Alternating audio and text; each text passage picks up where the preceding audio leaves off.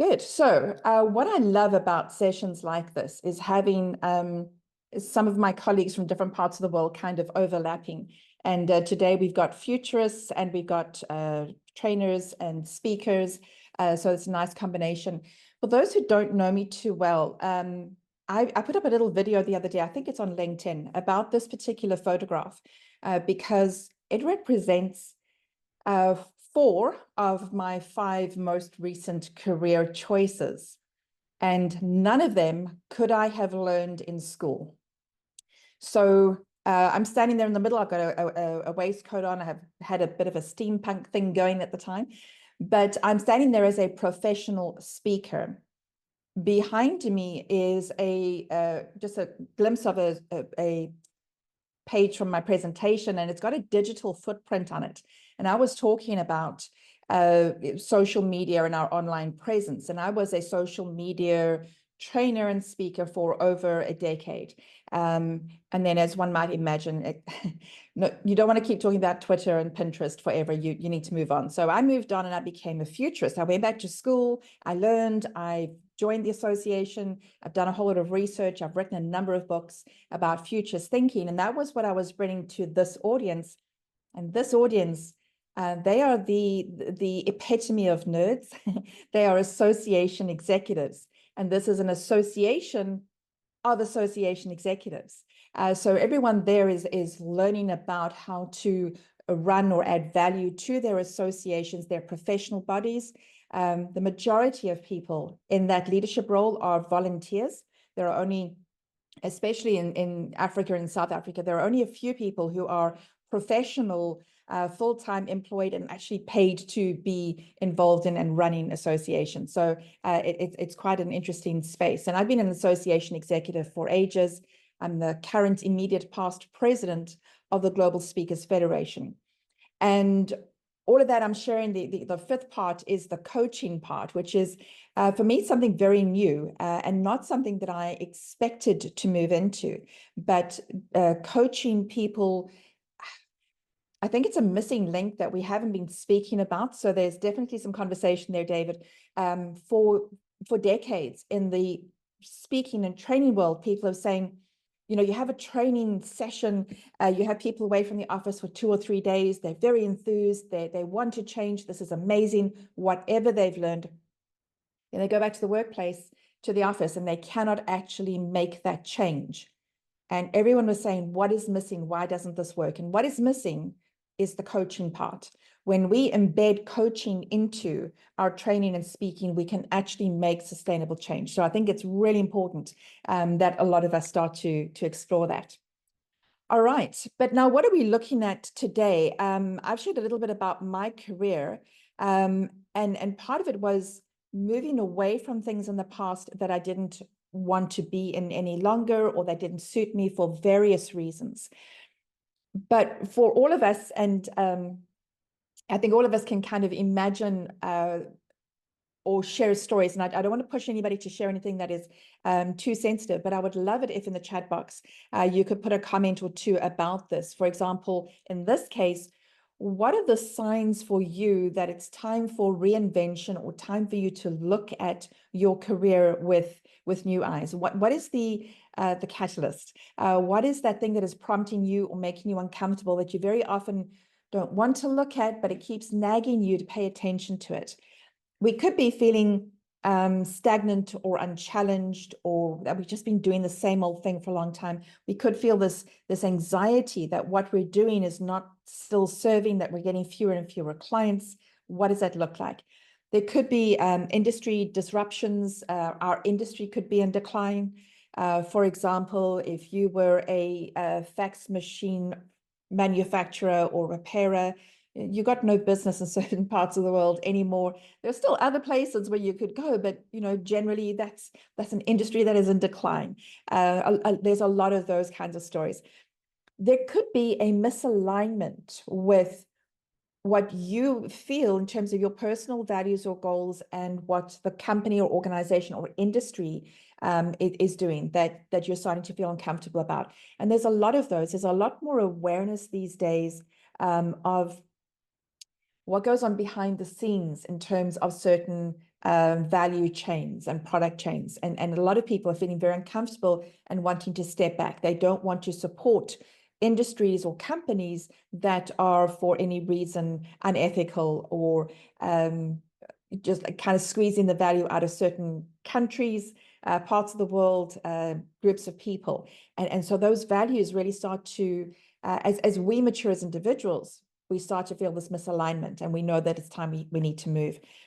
Burnout or chronic stress. There are so many stories of people really reaching the end of their tether in terms of saying that what I've been pursuing up this corporate ladder is no longer serving me. It is draining me. It's not worth earning the money and then going home and having nothing left for my family, for myself, for things that I want to pursue in my own career. So just from the chat box, we've got people who are bored and need a new challenge. They're reaching the top of the S curve. Gail has been doing her homework. The S curve is when you get to the top of a certain, you kind of gone through the dips, through the challenges, you got to the top, and you realize that if you don't do something new to get onto a new sigmoid curve, a new S curve, a new kind of innovation or something that you want to explore, then it's going to start to decline. And if you are applying futures thinking to your own career, then you can start to identify when that happens, and you want to take action before that curve goes down. And that's exactly what we're looking at with Gail. We've got her saying, when you realize you're spending more time teaching, coaching others rather than doing your own work. Yeah. Good. And good morning to Ime and Armand. This is an hour-long session, Armand, but if you do need to drop off, no problem. It will be recorded. So I remember when I got my first real job, full-time job, the HR department came through and gave me a whole lot of manuals and gave me a login to online learning courses where I could learn things. And every learning course that I had a little kind of application. And I had this lovely, neat career path in front of me, this career ladder. And it was really exciting.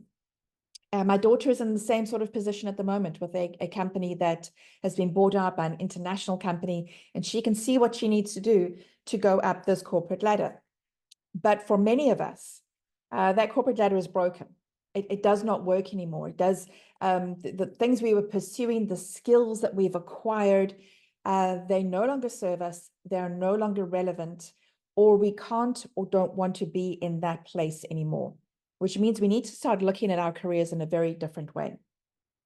So chess is a lovely analogy every time for when we are strategically positioning ourselves to do something. And many of us, and I would have been connected with almost all of you already on LinkedIn, and I love that as a place to look at how somebody's career has evolved over time. So I know that we're savvy, we're strategic, we've been doing things intentionally. We've acquired the skills, the accolades, the recommendations we need so that we are growing and maturing and that we are bringing more value to our clients.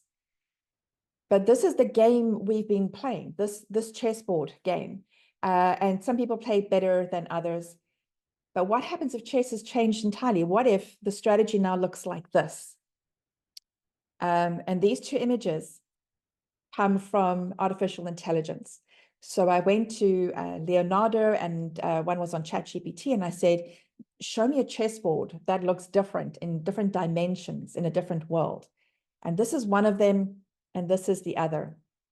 And this one kind of makes me feel a little kind of like my breath gets taken away. I feel a little anxious, but also like so excited. This is so intriguing. The chess pieces in the background they look so different, and they're going into maybe different galaxies. And it is just imagination. It is just fun. But if we start to challenge ourselves, if we start looking at what we're doing and saying, I might have been doing it well. I might be really good at what I'm doing, but what happens if what I'm doing is no longer relevant? Or what if it won't be relevant in 2 years or 2 months' time, because things change so quickly? What do I need to change? So do whatever you need to do to push your thinking about yourself as far into the future as you can. Really challenge yourself. It might even feel stressful. You might feel a little anxiety because you're looking at something that looks bewildering, like you can't achieve this. But we'll go through a few steps so that you can see how you can get to that place. But I really encourage you to, this is just an image, I know, but whether you're using artificial intelligence or you're working with a coach or you're working with friends and colleagues, keep pushing yourself to go further. I am part of a mastermind. There's 4 of us, the core of the mastermind. We've been meeting for over 5.5 years every Wednesday morning. And that group is, I credit them with getting me to the place that I am in my career, because we don't, it's not about accountability. It's not about, pushing each other and challenging each other. It's about just holding space for each other as we grow and develop. And when we want to explore something and we're anxious, we have that support from the rest of the group. We really know each other well and we respect each other in that place. But you need to find whatever it is that you need so that you can start to prepare yourself for a chessboard that looks like that in the future. So let's go back and get really practical. There's a lot of coaches and facilitators here, so we're familiar with a Venn diagram. And this particular diagram, we're not going to go into too much detail, but just to show you some of the things you might want to be paying attention to. The first one would be obviously your personal strengths. Whether you are moving from one career to another because you have to, or whether you really want to step up in your career and be more strategically positioned for better opportunities, you need to know more about yourself and you need to be honest with yourself. I have experienced the conversation, the complaint from time to time with people saying, my voice has been blocked. People don't want to hear about my message. They're rejecting the message that I'm bringing. And sometimes it's not about what we're actually doing. It's about the fact that we're not being seen, that we don't have enough visibility, that we're not actually necessarily good enough at what we're doing for people to take us seriously. So when you look at your personal strengths, be honest and weigh up, where are you not good enough? So it's not about them out there blocking or preventing you from achieving something. It's that you're not ready. You haven't stepped up enough, whether it is in your skill set or whether it is about your visibility or your impact. So you really want to explore that very honestly. This is a difficult thing to do, to examine ourselves in this way. All right, so a couple of things we want to look at: core competencies and our skills. So do an asset register of all of the things that you have. There are lots of lists out in the world from things like the World Economic Forum and from big consulting companies where they talk about future skills that we need. And one of the most interesting things there is many of the skills that they're talking about, if you put them into categories, there's a few that are technical, but most of them are about how we deal with other people. So emotional intelligence, people management, leadership, etc. And the other ones are how we think. So creative thinking, possibility thinking, futures thinking, strategy, creativity, all that kind of flexibility that we need in order to respond. So there's a lot there. And because of my audience today, I'm going to encourage us to not use the phrase soft skills when we're referring to some of those people skills, for example, because they're not soft, they are powerful. Anybody can learn a technical skill, but if we don't have those core skills, then that is what makes us irrelevant in the future, because we can't respond, because we can't work with other people, that we can't be agile in our thinking. So let's look at those as core skills or core competencies to help us to actually make progress. You can look as well at your personal passions and hobbies and interests, your unique talents, your unique experiences. In the world that we're going into, where we are creating new careers for ourselves, your unique experiences and skills, even if they were novelties, even if you did them for fun, they can actually add value. One of the best ones I ever heard was a man who loved doing origami, and then he ended up being like this highly paid consultant that gets flown around the world to help people work out how to fold parachutes into their bag or fold documents into for transportation. And he's just used his skill of origami to be able to look at these things in 3 dimensions. So whatever they are, do an asset register, know what you are about, because everything that you are about is the value that you bring to someone else. How adaptable are you? How open are you to learning new things? So create that asset register, know what it is that you're looking at. All right, then the next thing is market demands. What does the market need, and what market are you in? Because that might be changing as well. So here we could look at your industry needs and opportunities in your industry. What are the skills gaps that are out there? What are people in your industry complaining about we don't have enough of in terms of skills or skilled people, etc.? And you want to look at that. How are consumers changing? If you are in an industry providing a service to another industry, what is happening in that industry? You need to really understand that so that you can answer their demands that are changing the whole time. What are the emerging job roles or professions? You can go onto job boards and look at, what are people looking at in the future, trying to find skilled employees to actually provide those services. And those are different from what they used to be in the past. And then what competitive advantages might you have with your prior experience in your own industry or in allied industries? Do you want to do that? You can, to find this kind of information, I always recommend that you look at your own industry association or professional body. You want to join that, or at a minimum, subscribe to any reports or newsletters that are coming out so that you can see what the people in your industry sector are talking about, because that prepares you. Then you want to look at actual future trends. So there are a few futurists here. There are lots of good places to go and find trends. Again, go and subscribe to newsletters or reports that come out. There's a lot under trend watching. If you just Google that search term, you will find a couple of companies that give out reports about trends that are happening. So subscribe to that and become more aware of what is happening around you. You want to look at environmental factors, economic factors. Obviously, politics is playing a huge role right now. The wars and invasions and genocides and threats of war around the world are really concerning at the moment. There are so many that are happening and others that are simmering. And we need to understand what will that mean for our industry and for ourselves. So very often when we're talking about futures thinking or strategic foresight, we're talking about an organization, we're talking about an industry, we're talking about a part of the world, and we're helping them to prepare for the future.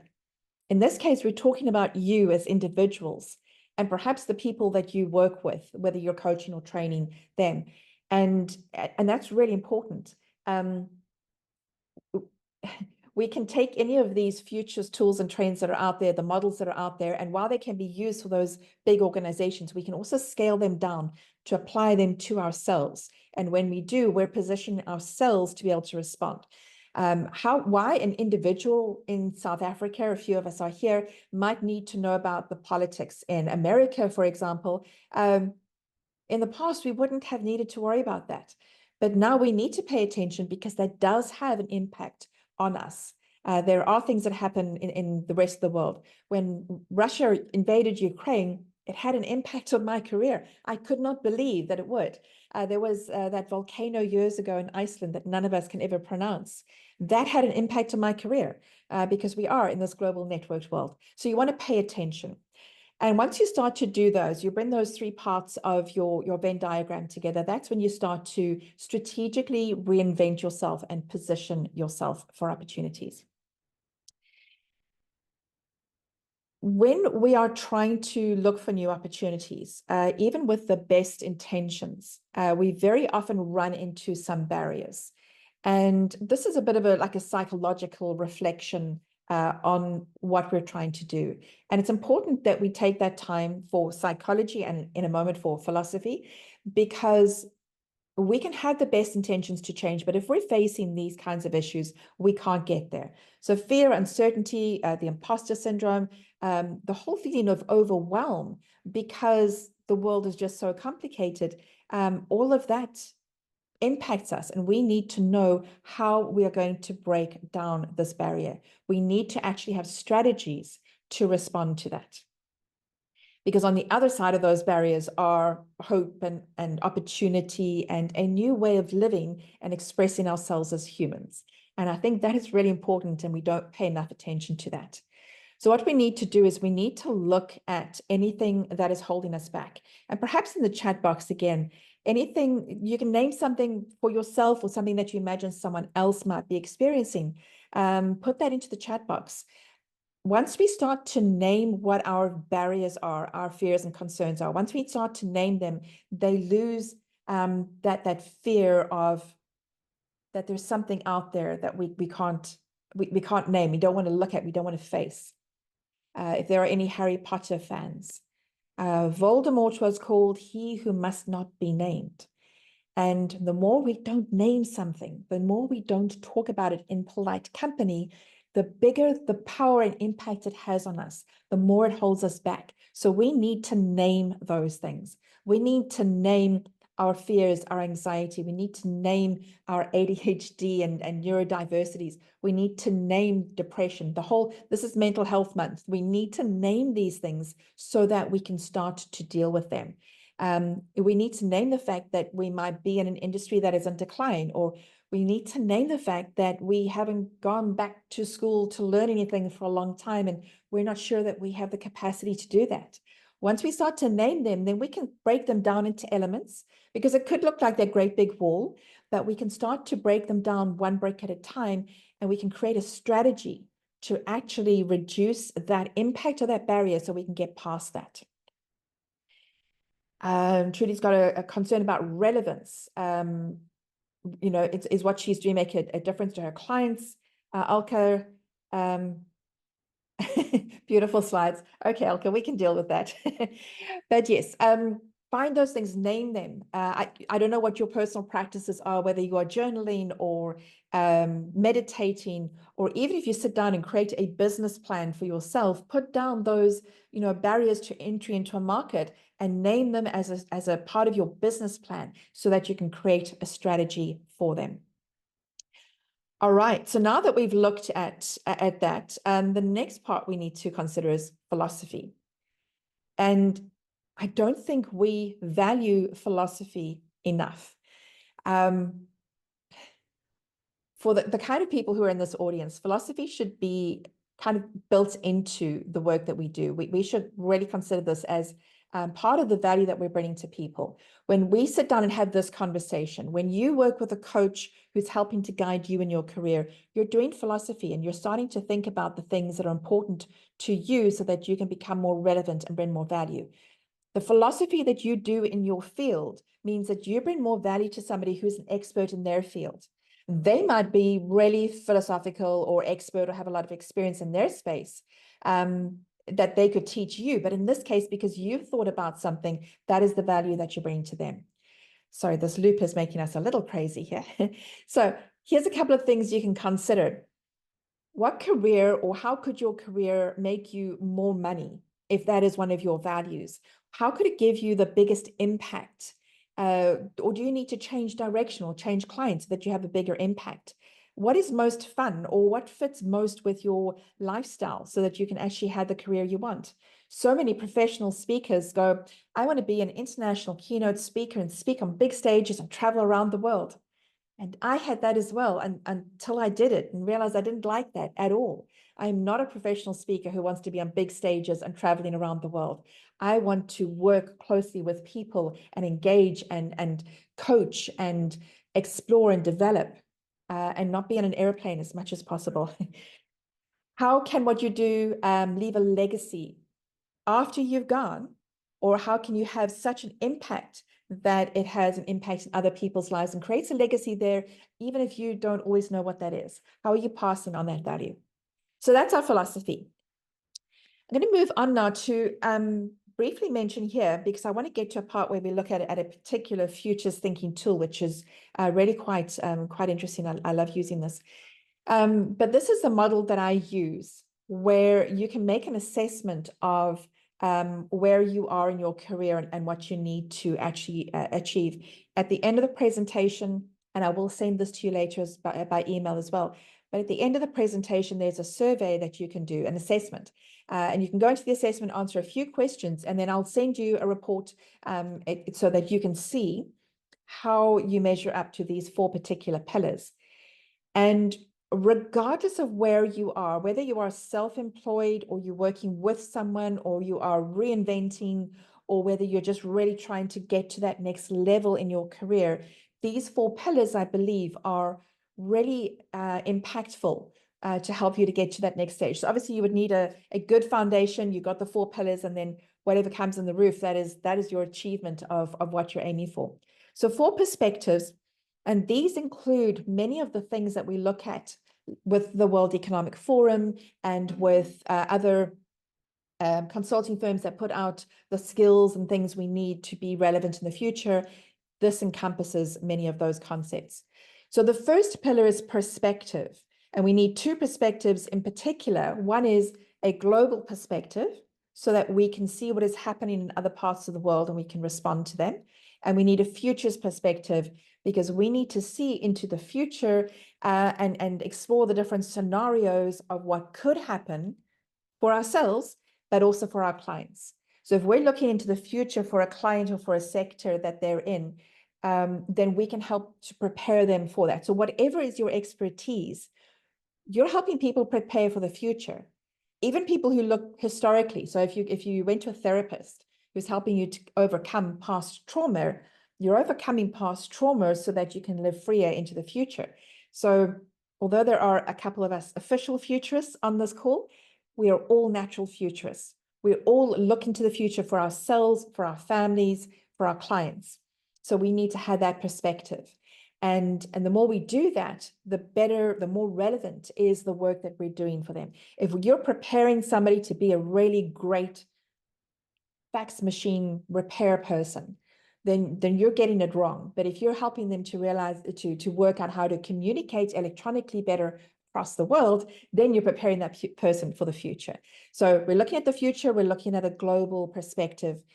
Even if you're not traveling, you could have clients in other parts of the world, but other parts of the world, or how your industry is behaving or experiencing things in other parts of the world, can affect you. That's the perspective you need. So that's your first pillar. The second one is communication, speaking and writing. And I know we're not all professional speakers or trainers. We don't necessarily all aspire to that, but still you're speaking. You could be coaching, counseling, you could be having conversations with clients. You are speaking, and we need to be clearer about how we communicate that way and how we communicate in writing.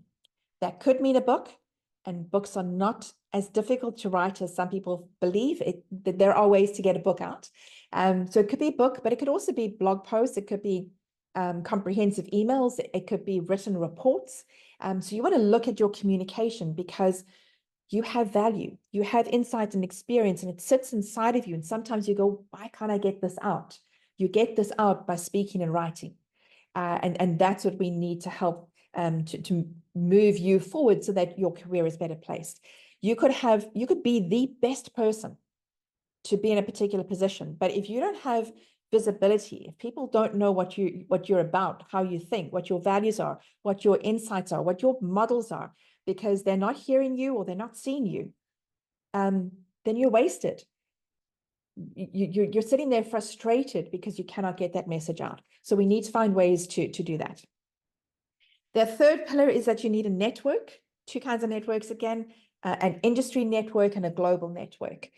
So in your industry, who are people like you?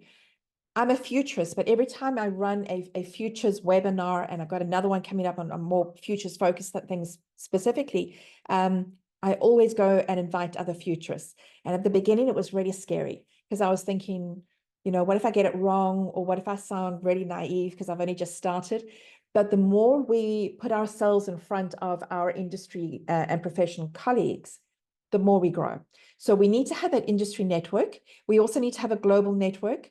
Again, even if you're not traveling, you don't have to do all the stuff, but you need to know what is going on around the world, because we are so connected now. The network is really powerful. So building those is really fantastic, and will put you in a much better position to find opportunities, whether they are clients or employment opportunities. And then you need a portfolio. And again, 2 parts of this portfolio. One is you need a portfolio body of work. So think about a photographer, an artist, a model. When they go to a new prospective client, they take their portfolio and they put this great big fat book down on the table. And then they flip open and they show the various kinds of work they do or the style they have. Those of us who are not visually into things like that, we could be putting forward a portfolio of work. Think of your LinkedIn profile. Your LinkedIn profile is your portfolio of work because it's showing the work that you've done, the experiences that you have, your qualifications. It's demonstrating your writing or your speaking if you've got videos or blog posts. It's showing your recommendations from other people. It's showing any qualifications, awards, anything else that you've achieved. That is your body of work. And on LinkedIn in particular, we need to be able to say, this is who I am, what I do, what I'm good at, what my experiences are. Here are other people saying that I brought value. We need to say that with confidence, with no thought of imposter syndrome, with no thought of being shy or retiring because it sounds like we're bragging. We need to put all of that forward so that we can do the last thing and say, and this is how and why I can help you. Your expertise can help someone else. Someone else is waiting for you to share that. If you hold it back because you're trying to be polite, because your mom told you not to brag, you're doing yourself a disservice and you're doing your potential client a disservice as well. So put that forward. So that's our body of work. And the other portfolio is our portfolio career. We should not think of the ideal being getting a job, staying there for 3 decades, getting a golden watch at the end and a pension or provident fund at the end. That is incredibly rare. There are only a handful of people around the world who will get that right. The rest of us, and particularly people in this group, we'd be moving around doing different kinds of work. So we could do a project for 6 months. We could do a startup and create a business and then sell it. We can have a mini retirement. We can go back to school for a while. We can take time off and spend with family or just recovering and then do something new. So we need to be a lot more flexible about how we look at our careers. So those are 4 pillars.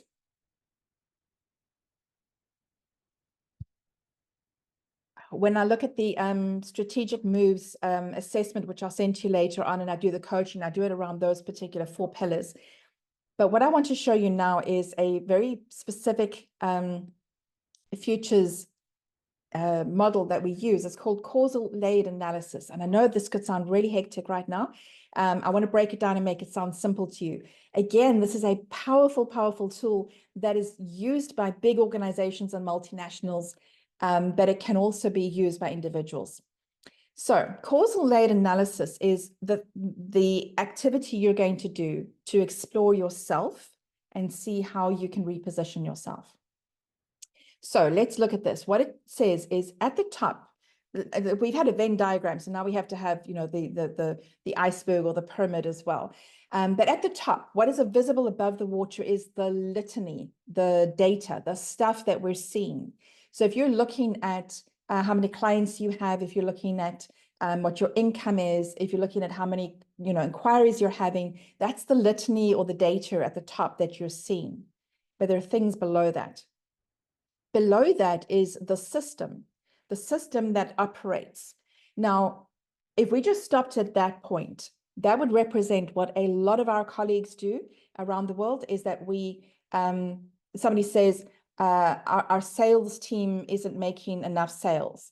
We're not reaching targets. So that's the litany, the complaint. And we go in there, we look at the system. The system is the salespeople and how they go out. So we motivate them, we encourage them, we give them great big goals, and you know, we talk about, you know, what enthuses them, and we start to measure how many calls they're making, how many emails they're sending, how many doors they're knocking on. And all we've done is the system. And there might be a little bit of a change, but that's not really addressing the problem. The real problem is below that, the worldview.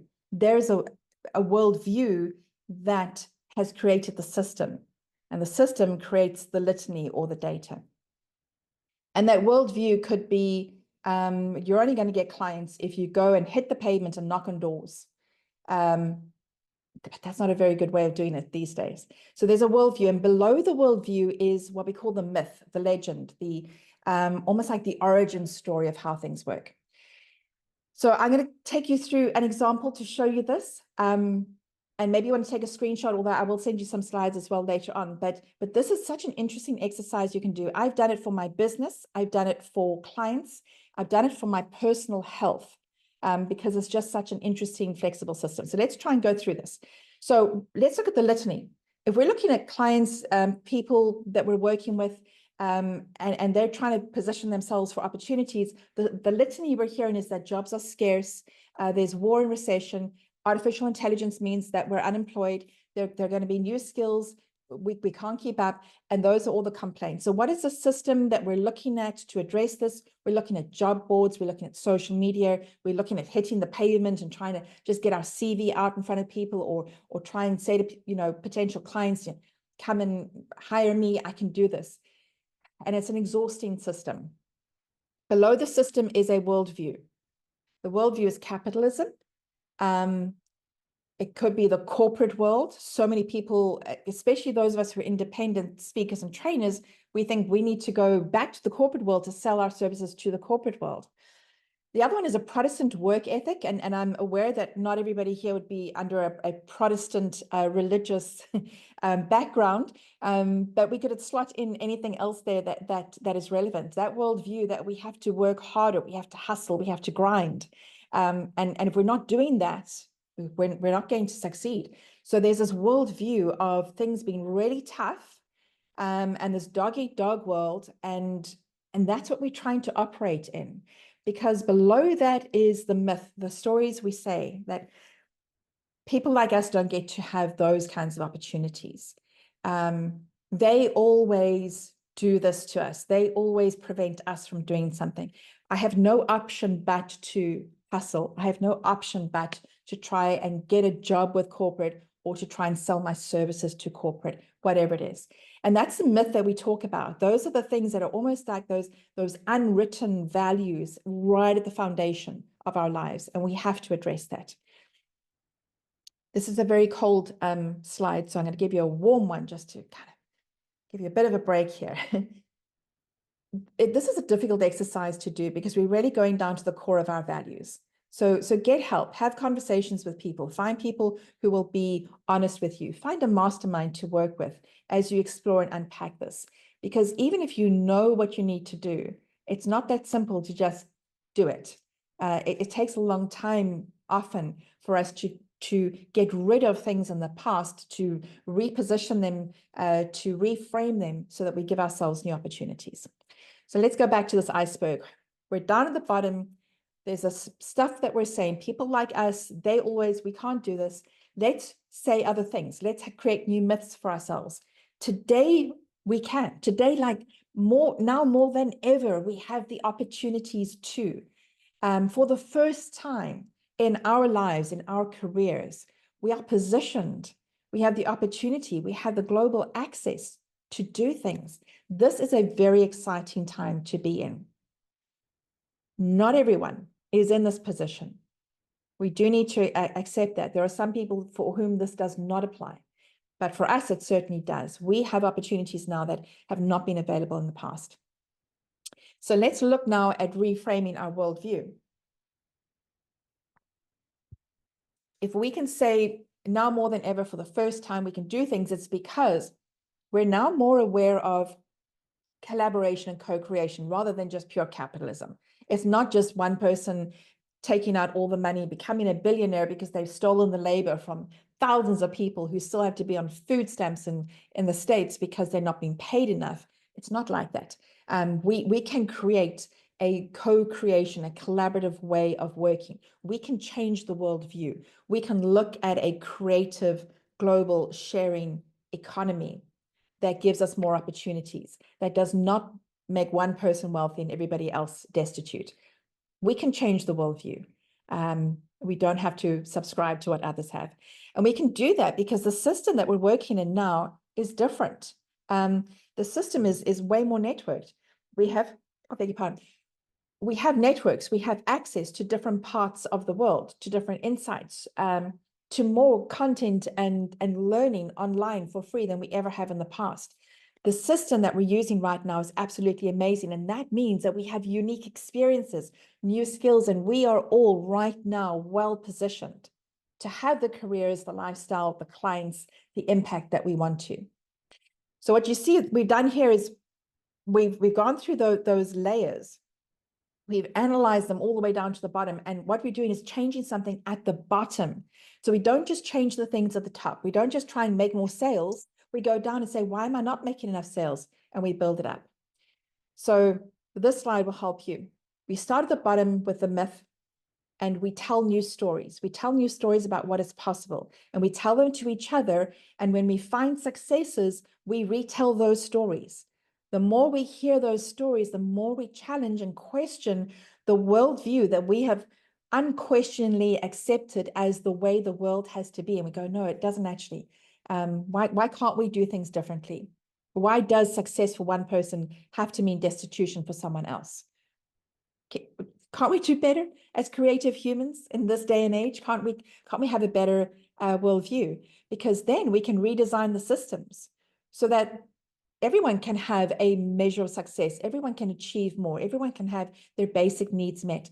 And my business can have more impact, and I can have the kinds of opportunities I want, because now I'm measuring what matters. I'm not just measuring what other people think need to be measured. It's not about how much money you've made or how impressive you look in your friend group or something like that. You're measuring the real impact and the kind of lifestyle that you want to have.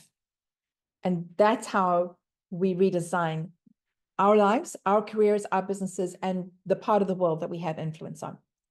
So this causal laid analysis looks a little daunting to start with. Some of the terminology might seem a little overwhelming, but it really is powerful. And I encourage you to explore that, to go through it up and down and see if you can't change. Where are you stuck? Do you get to the part of the worldview in particular and go, I can't change that. You know, my whole family, we've been raised this way. This is how things are.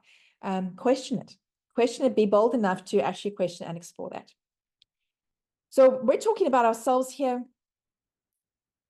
This still has a benefit for corporates. So there are lots of corporates who really just want to look at the bottom line. They want to squeeze all the value out of people and just make profit. There are businesses like that.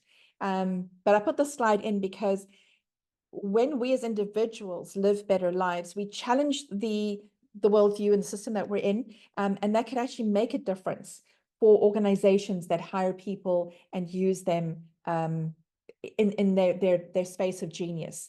We have at the moment a productivity lust. We look all the time at getting the most productivity out of every human unit in the workplace. And if we can find better ways of expressing our genius and bringing our insight, then we can challenge those organizations. And there are certainly businesses in the world that want to work with people and use the uniqueness of those people. That is what we're looking for. So there are some next steps that you need to do. I suggested a whole bunch of them. I will send you an email later on with a link to this recording, as well as the survey link again. But kind of sit down and start working out, how are you going to challenge where you are in the world? How are you going to redefine yourself? How are you going to reposition yourself in terms of your career so that you can find opportunities that suit you? So we mustn't look at somebody else's career ladder or somebody else's ambitions. What do you uniquely want? And some of that will come out of the strategic moves assessment. So if you want to right now, you can take a quick scan of that. But I will also share that with you later on today.